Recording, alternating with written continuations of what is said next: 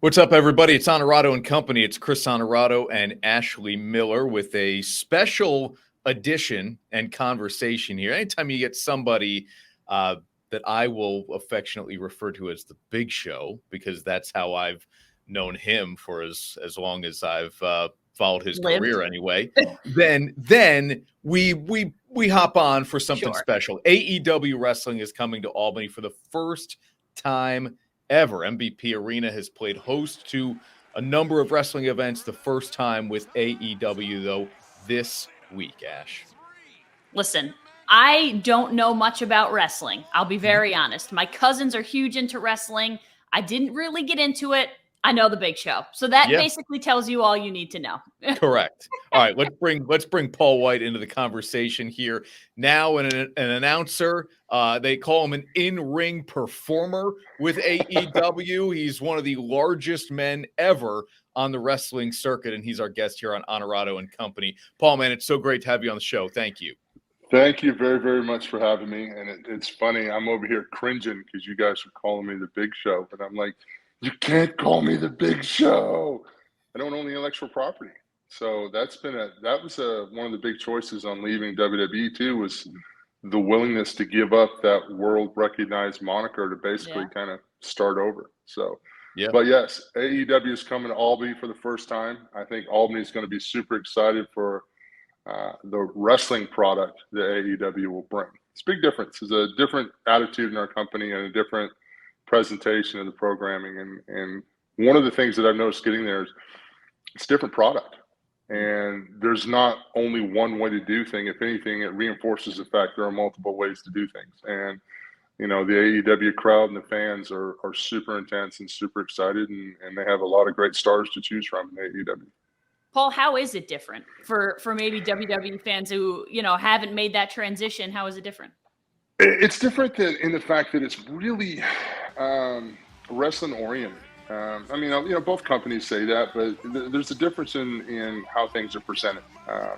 You know, WWE does a great job of presenting things, an amazing job of presenting things in this big entertainment spectacle. It's a giant production, you know, and AEW gets to the grassroots of still an incredible production. We have an incredible production team, but it's not so much backstage drama, backstage vignettes, you know, the fourth wall, so to speak. You know, Tony Khan doesn't like that fourth wall. Tony Khan doesn't like that.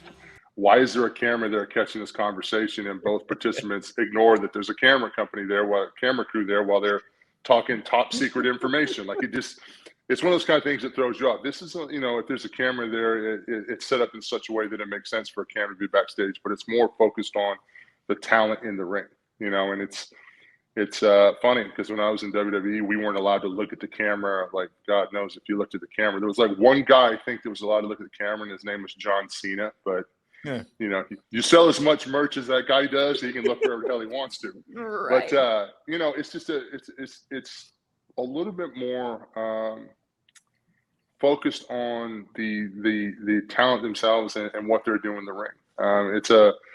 It's a faster paced, I think, product.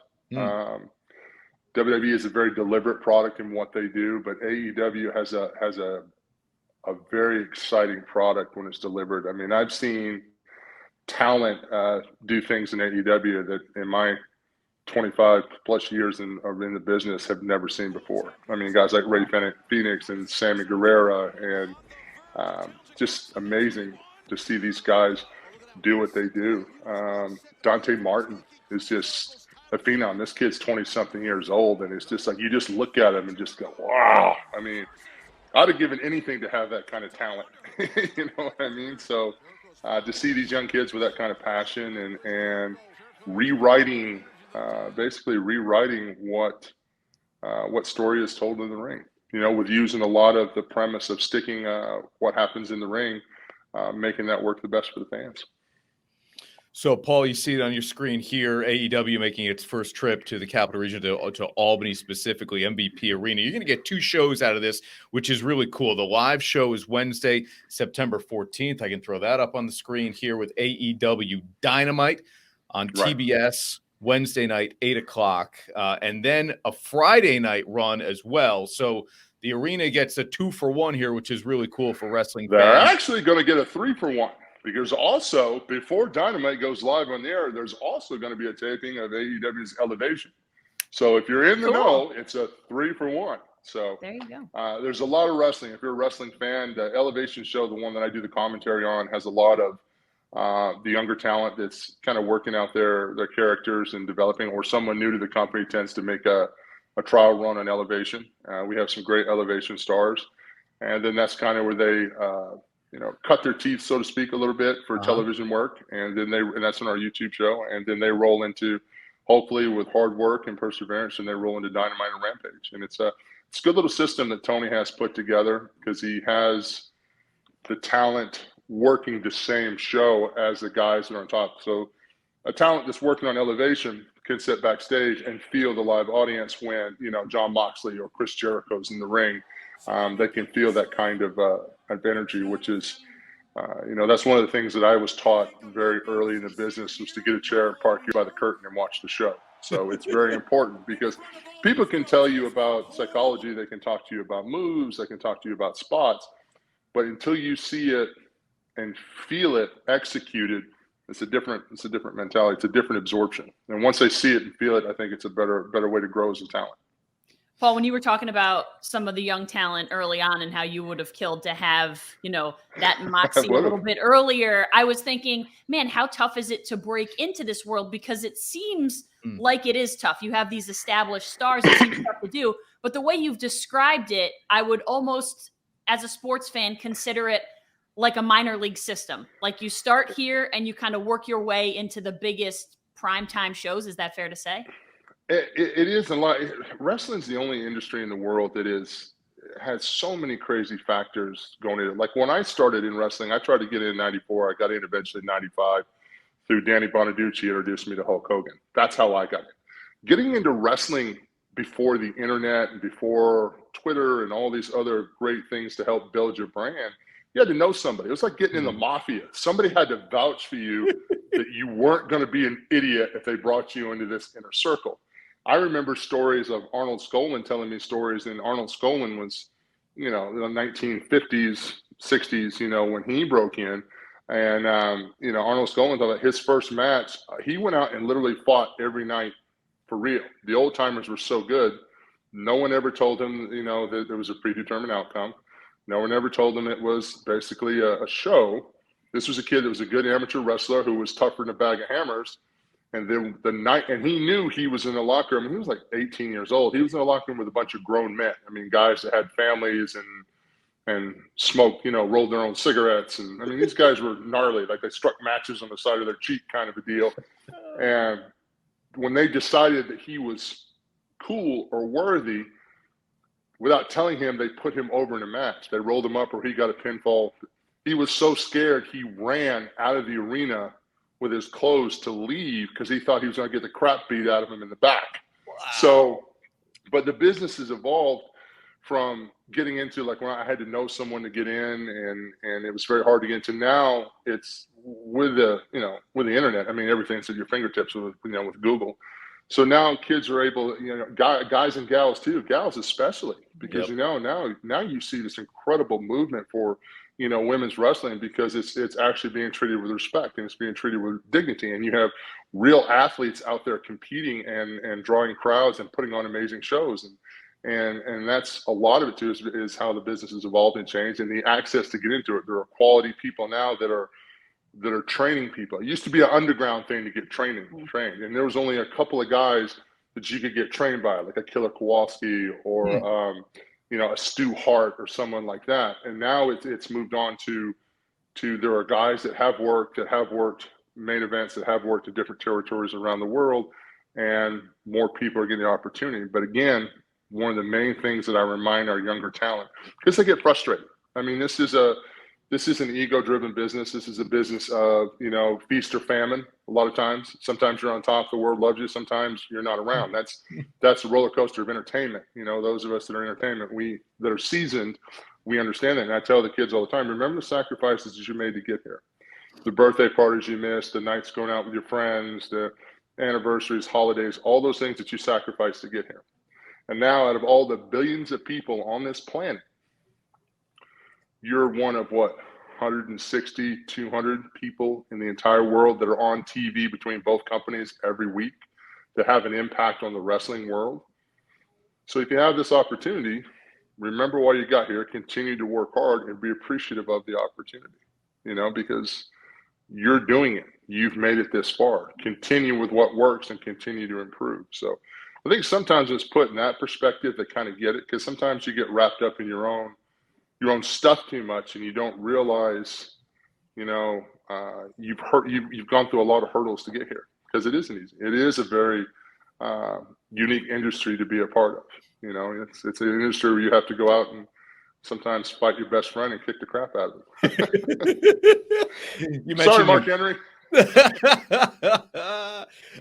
You mentioned the importance of social media. There you see it on your screen. Where to follow Paul on Twitter, simple, at Paul Wight. More than the 2.5 million followers on Twitter. It's a huge base, certainly. Paul, I grew up watching wrestling. Saturday mornings is when that hooked me. And then you learn, right, that you talked about predetermined outcome, and you talked about it being a show and a performance, and people who say, well, it's fake. Why would anybody watch this? And I always kind of point to, look at some of the athletic maneuvers that are being done. What is there something more, though, than just that continues to draw a huge audience? So hard. Sorry, the phone's ringing, and I'm 50 feet away from it, so there's no way in hell I'm going to get there fast. That might be an important call. No, it's not important. Trust me. Nobody calls. They hung up. See? So the thing that I try to explain to fans is, yes, there's a predetermined outcome. There really is. But it's like a movie. We know, say your favorite actor, Sylvester Stallone, Keanu Reeves.